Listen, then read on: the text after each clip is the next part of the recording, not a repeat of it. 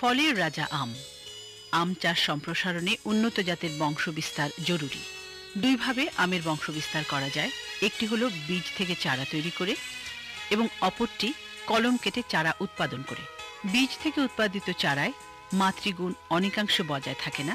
অন্যদিকে কলমের চারায় মাতৃগাছের গুণাগুণ সম্পূর্ণ অটুট থাকে।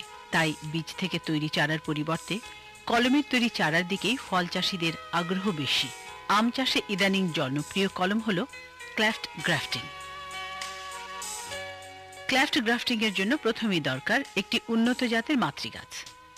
এই মাতৃগাছ থেকে সংগ্রহ করা হয় বংশ বিস্তারের উৎস সায়ন এবং সেটি স্থাপন করা হয় অন্য একটি চারা গাছে।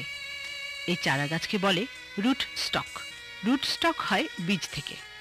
সায়ন এবং রুট স্টকের মিলনে কিভাবে উন্নত জাতের একটি নতুন চারা তৈরি হয়, আসুন সেই প্রক্রিয়াটি দেখি নিবিড়ভাবে।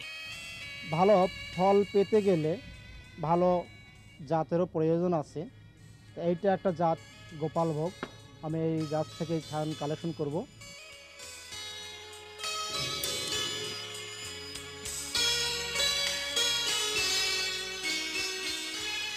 এটা রুট স্টক, আমি এটার সঙ্গে লাগাবো, ক্লেপ কলম করব।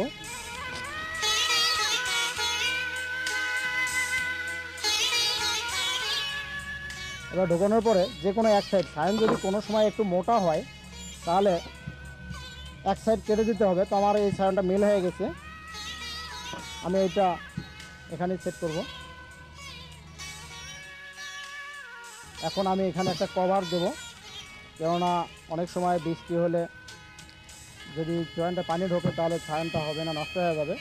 আবার কভারটাতে কিছুটা তাপমাত্রাও নিয়ন্ত্রণ করে, এই জন্য আমি এখানে একটা কভার দেব। কভার দেওয়ার পরে এখানে নিচে একটা সুতলি দিয়ে হালকা একটা ঘিরে দেবো। হয়ে গেছে, এটাই হয়ে গেল আমার গোপালভোগ। আম চাষ সম্প্রসারণে ক্ল্যাফট গ্রাফটিং একটি আধুনিক ও জনপ্রিয় প্রযুক্তি।